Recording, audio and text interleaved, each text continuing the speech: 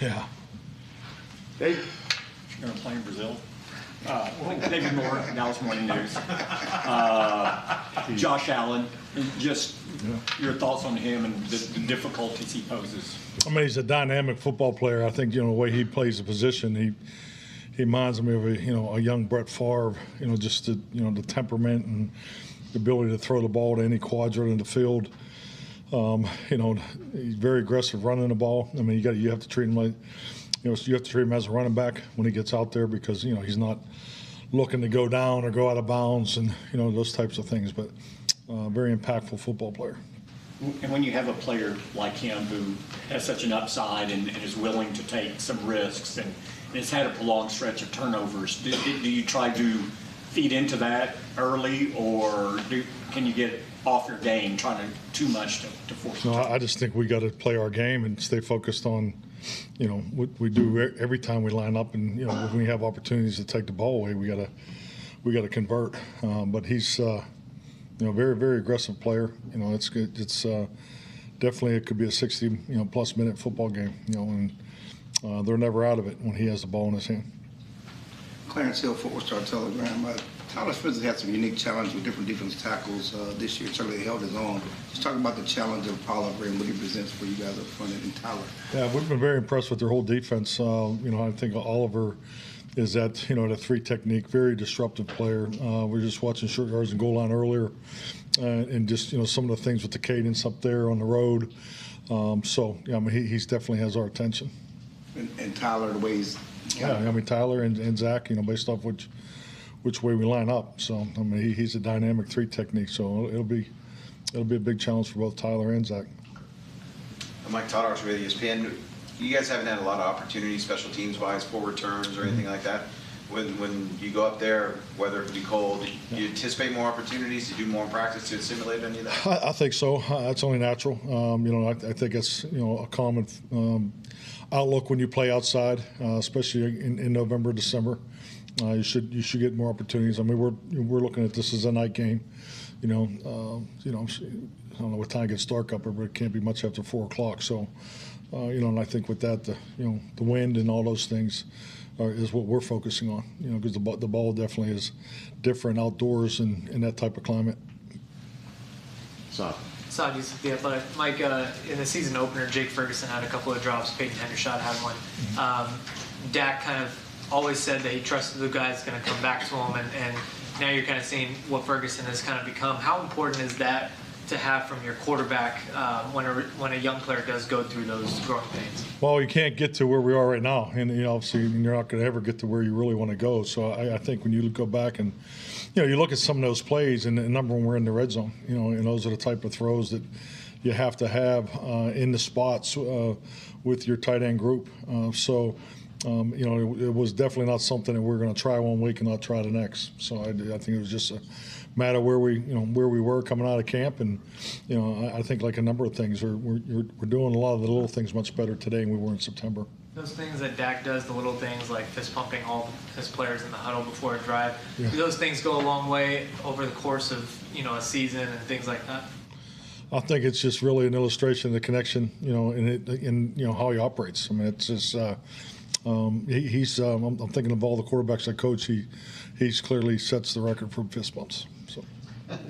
What's the previous record? He's way above it. So Garrett Podell, CBS Sports. Mike Dak has thrown multiple touchdowns in 7 straight first halves. What's been the key to that early success in games, and how do you keep that going?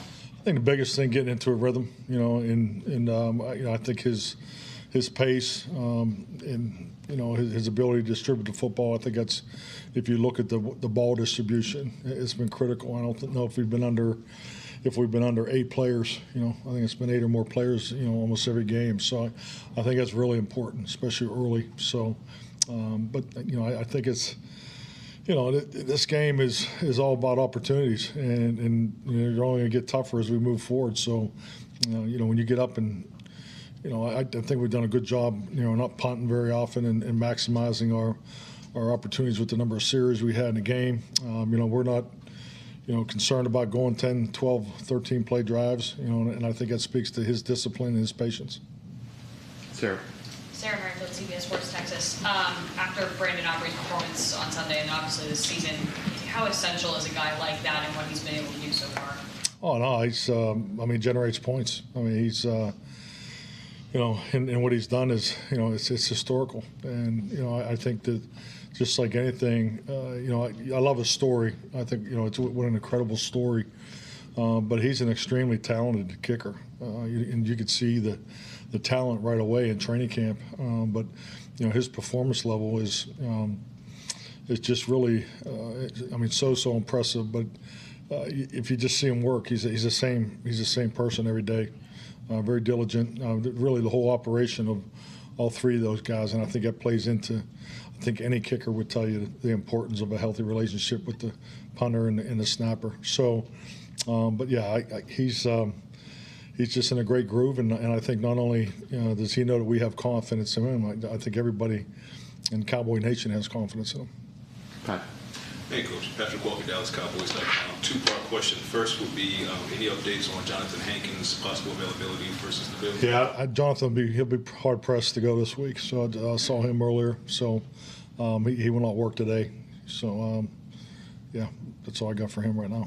In the potential absence of Jonathan Hankins, can you talk about what you've seen in the progression of Mozzie Smith and also Carl Davis on the practice squad? Yeah, I think both guys are good young players. Mozzie keeps getting better with each and every opportunity. You can just see the confidence and the understanding, and this is all normal for rookies. He's not thinking about the calls and so forth. Carl's done a really good job since he's been here too. So, probably big opportunity for both these guys.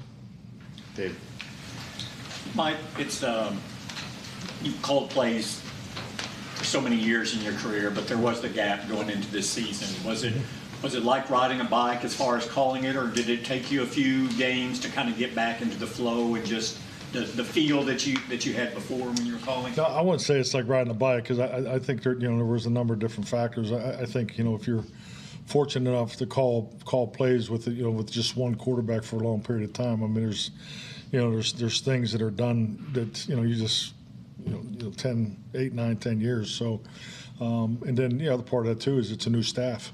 So everybody's call sheets put together differently. And I think when you're running an offense in this league, I just know as long as I've done it, and the staffs that I was on as an assistant coach, if the play caller is not going to call, it doesn't go on the call sheet. So it's just also now getting into the game planning, the process of getting on the call sheet, and the most important part is the relationship with the quarterback, and that takes time. So, and I just give Dak a lot of credit, and but also I didn't just show up here, in April. So I've been able to be in the quarterback room the last couple of years, 3 years prior to that. So, there was a relationship and an understanding of, how he prepares, how he looks at things, and then we went through the changes together. So, I think that was helpful in us getting started.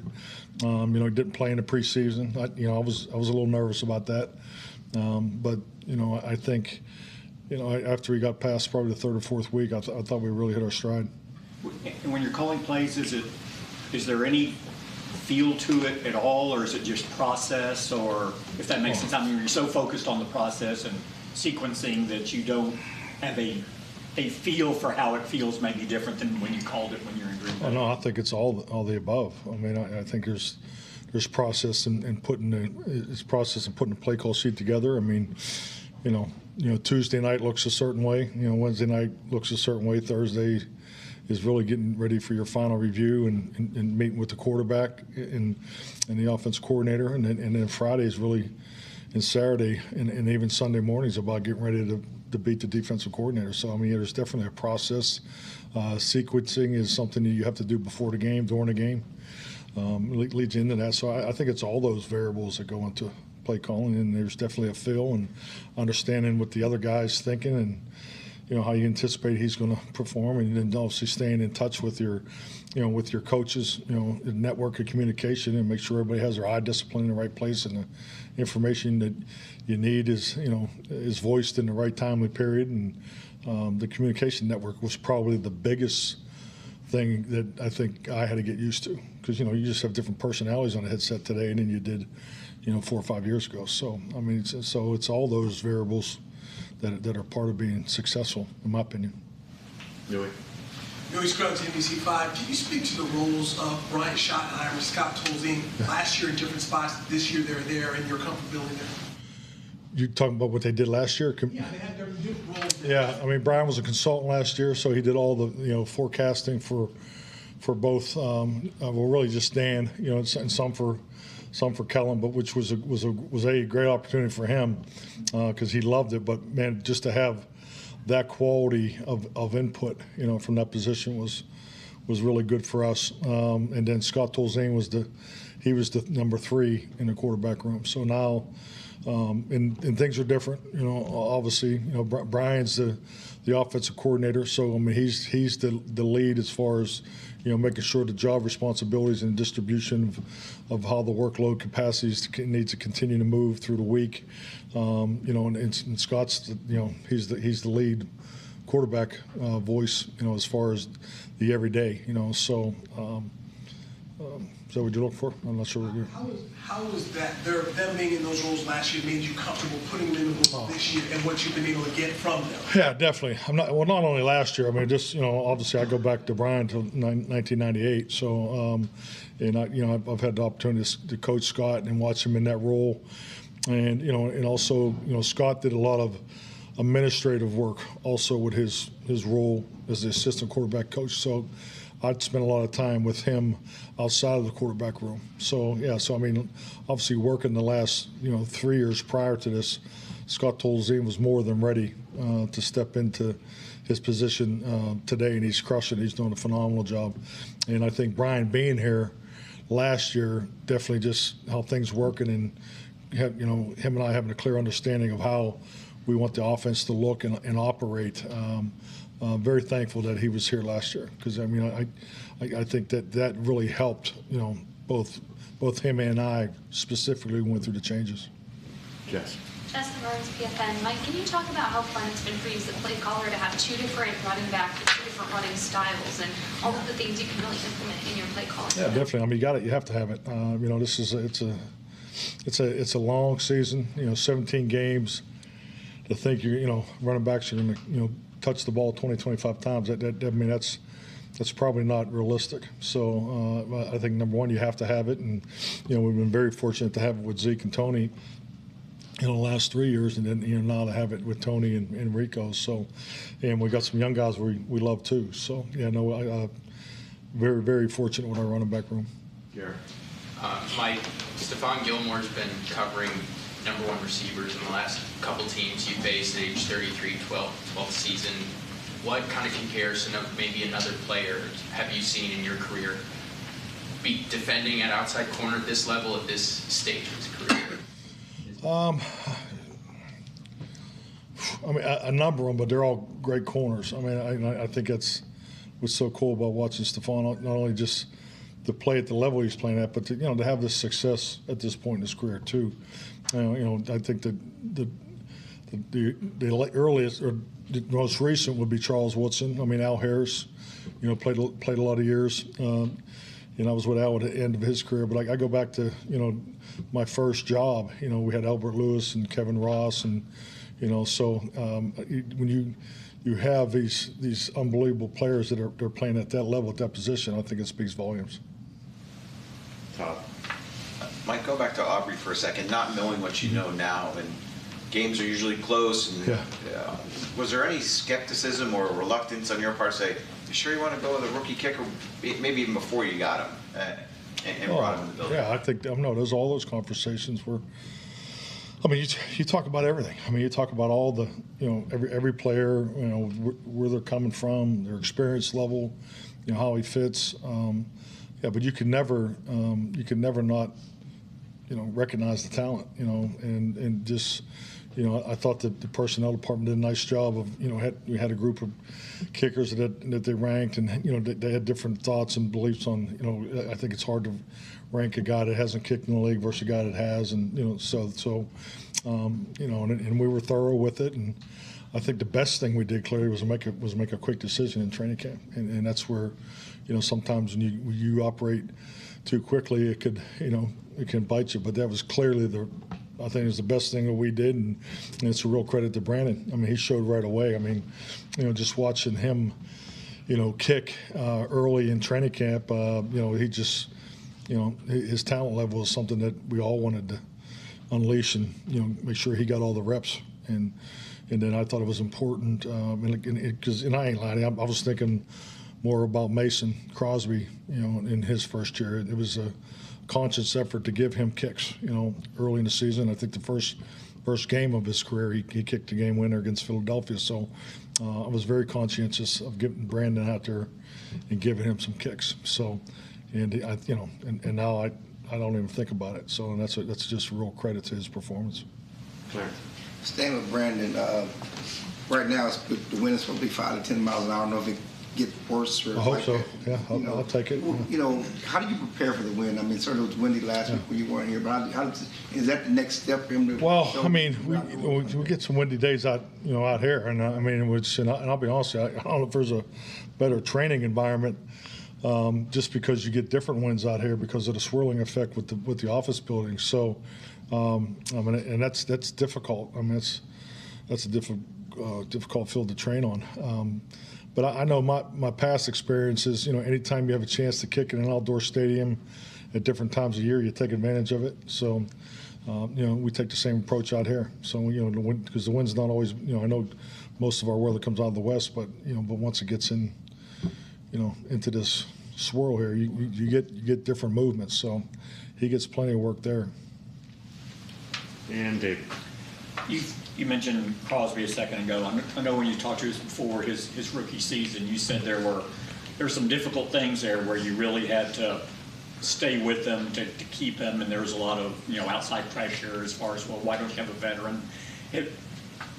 Did you almost resign yourself to, well, I'm going to have these moments with Aubrey this year, and have you reached the point now where it's like, well, that's not going to be a... Well, I mean, the difference that, today, and, as things, I guess, comes up every time we talk about player evaluation in training camp, you don't have the same amount of time. So I think, going back to, Todd's question, I think one of the best things we did was make it a quick decision, because the time was precious, and he was able to get majority of the training camp work, before we left Oxnard, and I think that really helped us, So, but yeah, I think just trusting the process, and obviously, I just can't give him enough credit, because I mean, he came in and he's crushed it.